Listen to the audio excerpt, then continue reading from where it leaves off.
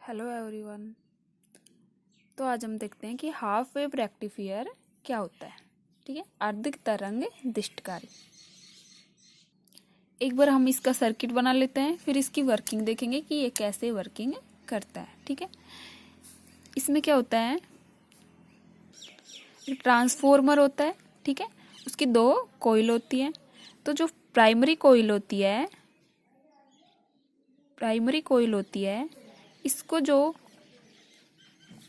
Alternative वोल्टता VI primary कुंडली से हम प्राइमरी कॉइल से जोड़ते हैं। ठीक है, और जो सेकेंडरी कॉइल होती है उसके सीरीज में हम एक डायोड जोड़ते हैं। ठीक है, और एक लोड रेजिस्टेंस RL जोड़ते हैं। ठीक है, इसके बाद जो हमें यहाँ आउटपुट मिलता है V नोट, तो इसका नॉर्मल सा सर्किट होता है। ये इसकी प्राइमरी कॉइल होती है, ट्रांसफॉर्मर की सेकेंडरी कॉइल होती है। A और B इसकी कर देते हैं। तो VI वोल्टता जो हमारा ट्रांसफॉर्मर होता है उसकी प्रत्यावर्ती वोल्टता VI हम इनपुट में देते हैं। VI कितनी होती है, EP sin ओमेगा t। ठीक है, इतनी वोल्टता हम इसको इनपुट में देते हैं और फिर हम आउटपुट देखते हैं कि हमें आउटपुट क्या मिलेगा। यह हमारी VS वोल्टता होती है। तो जो हमारा इनपुट है ट्रांसफॉर्मर की प्राइमरी एंड सेकेंडरी कॉइल से गुजरने के बाद जो हमारा VS मिलता है हमें NEP sin ओमेगा t। ठीक है, जो N है वो हमारा क्या है, फेरू की संख्या।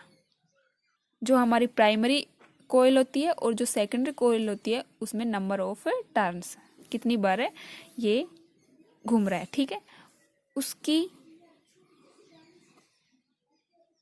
वो N। ठीक है, क्लियर।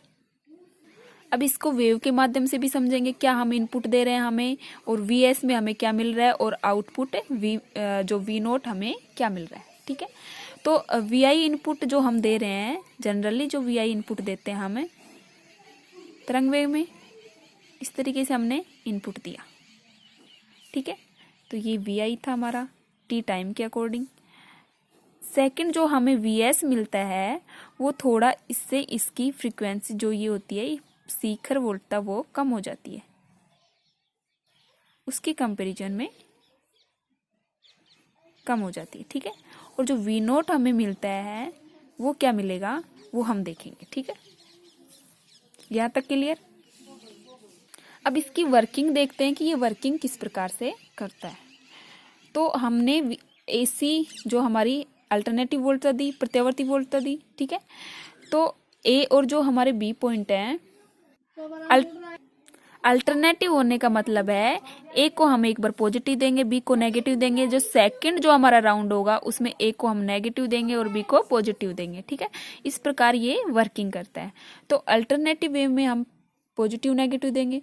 तो फर्स्ट ऑफ ऑल हमें जो हमारी VS है इसकी A को हम पॉजिटिव बोलता है और B पर नेगेटिव है। ठीक है, तो A पर धनात्मक वोल्टता होने के कारण हमारे यहाँ पर ये पॉजिटिव मतलब पॉजिटिव पॉजिटिव ये किस में, जो हमारा डायोड है ये फॉरवर्ड रीजन में होगा, फॉरवर्ड बायस में काम करेगा। ठीक है, तो फॉरवर्ड बायस में के कारण इसमें करंट I फ्लो होती है। ठीक है, तो I करंट फ्लो होगी इसके कारण। और B पॉइंट से लें तो B पॉइंट से तो यहाँ पर पॉजिटिव नेगेटिव ये रिवर्स बायस में ये तो वर्किंग ही नहीं करेगा। ठीक है, अब फर्स्ट राउंड में तो हमें A पॉइंट के कारण I करंट मिली। ठीक है, अगर हम सेकंड राउंड में करें तो A पर हमने ऋणात्मक वोल्टता दी और B पर धनात्मक वोल्टता दी। तो ध्यान से देखना, A पर हमने जब ऋणात्मक वोल्टता दी, नेगेटिव दिया, तो यहाँ पर पॉजिटिव नेगेटिव ये हमारा रिवर्स बायस में चला जाएगा। जो डायोड है ये रिवर्स में रहेगा, रिवर्स बायस में। ठीक है, तो रिवर्स बायस में हमारी कोई करंट फ्लो ही नहीं होगी। तो हमें आउटपुट में क्या मिलेगा, फर्स्ट हमने जब VI इनपुट दिया इतना, तो हमें I करंट मिली इतनी ही इनपुट मिला, ठीक है।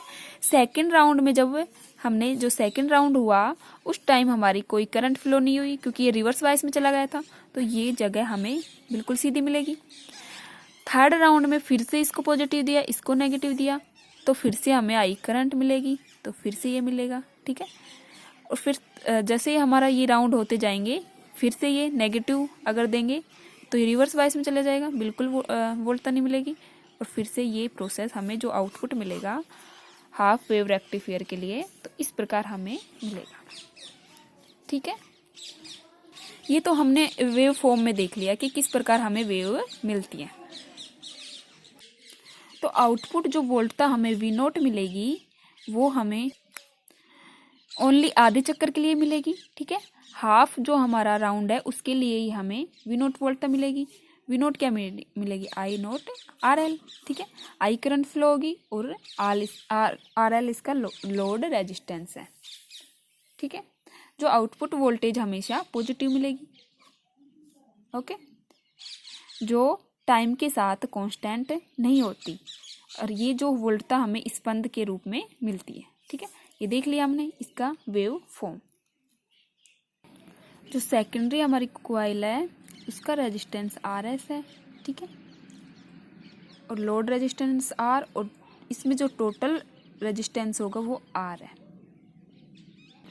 और जो हमारा ये डायोड है इसके फॉरवर्ड बायस में जो हमारा रेजिस्टेंस होगा उसको आर एफ से डिनोट करते हैं। डायोड का जो रेजिस्टेंस है फॉरवर्ड बायस में उसको आर एफ। और जो हमारा वेव फॉर्म में यहाँ से 0 से t/2 है, ये t है, 3t/2 है और 2t है, ठीक है।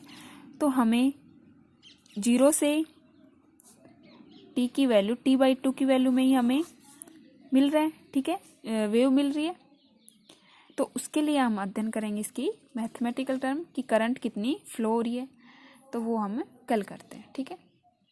Okay, bye bye.